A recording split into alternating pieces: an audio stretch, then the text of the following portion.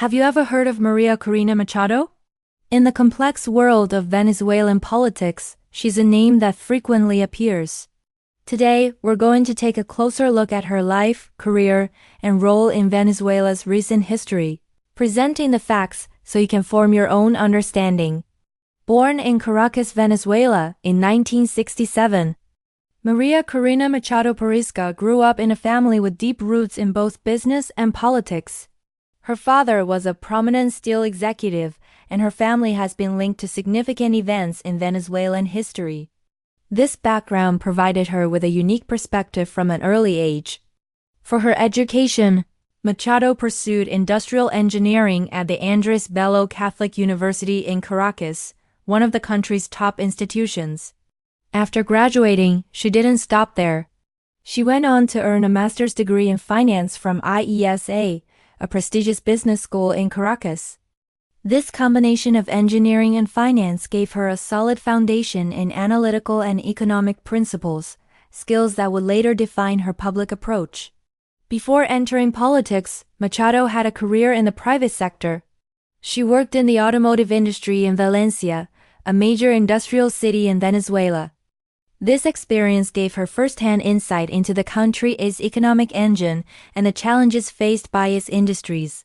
However, her path was about to take a significant turn. In 2002, Machado co-founded a civic organization called SUMATE. This non-governmental organization, or NGO, was established with the stated goal of promoting electoral participation and defending the political rights of Venezuelan citizens. SUMATE quickly gained national attention for its role in organizing and observing electoral processes, most notably the 2004 presidential recall referendum against then-President Hugo Chavez. SUMATE's activities placed Machado squarely in the public eye and marked her formal entry into civic and political life. The organization's work was often controversial, drawing both praise from those who saw it as a defense of democracy and criticism from government supporters who viewed it as a politically motivated opposition group.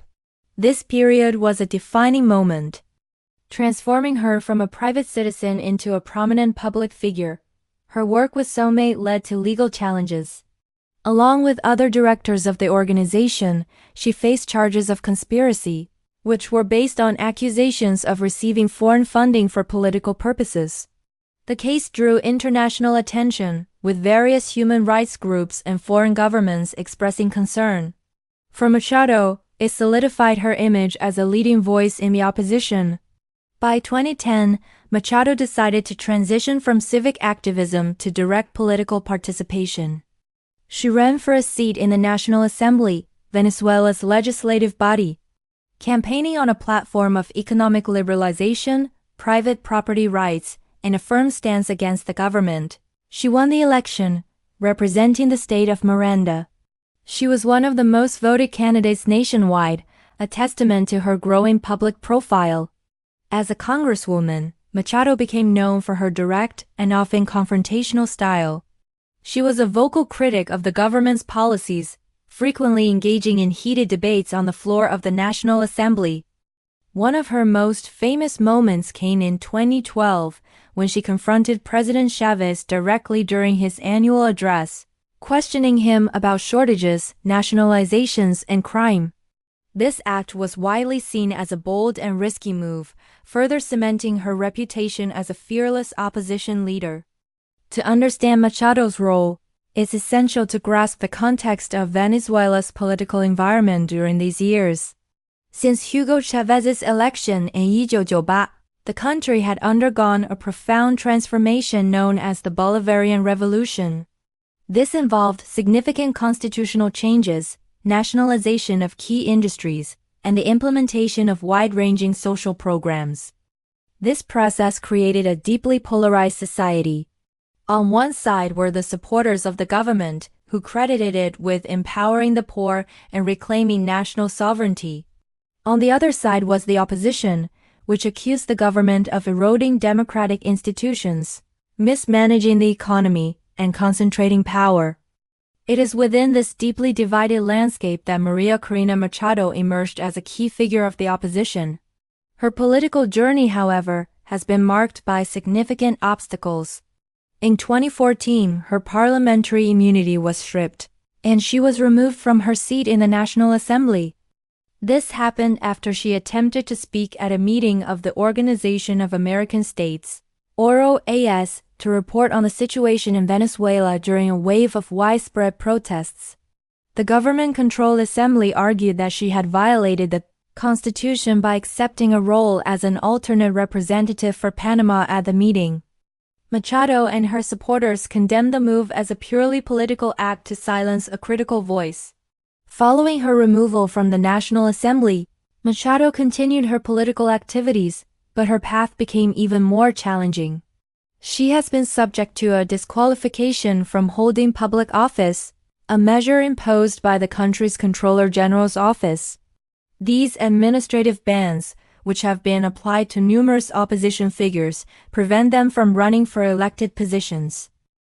In 2012, she was a candidate in the opposition's first-ever presidential primary, aiming to be the unified candidate to challenge Chavez.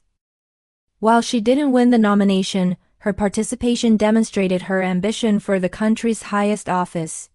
More recently, in 2023, she participated in and won another presidential primary organized by the opposition. She secured an overwhelming majority of the vote, positioning her as the leading candidate to represent the opposition bloc in the 2024 presidential election. However, the existing administrative ban on her holding public office remains a major legal and political hurdle to her candidacy, creating a situation of great uncertainty. Throughout her career, Machado's political platform has been consistent. She is a strong advocate for free market capitalism, proposing a drastic reduction in the state's role in the economy. She calls for privatization of state-owned enterprises, including the crucial oil industry, and a focus on restoring private property rights and attracting foreign investment. She argues that this is the only way to rebuild Venezuela's shattered economy. On the political front, she has consistently called for a complete break from the current political system. She often speaks of the need for a total transition to democracy and the rule of law.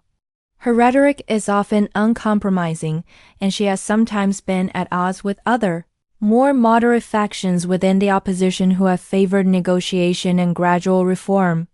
This has made her a polarizing figure even within the anti-government coalition, with some seeing her as a principal leader and others viewing her as too rigid. Her international presence is also noteworthy. Machado has traveled extensively to meet with world leaders, legislators, and international organizations to raise awareness about the situation in Venezuela. She has testified before the U.S. Congress, spoken at the European Parliament, and engaged with leaders across Latin America and Europe.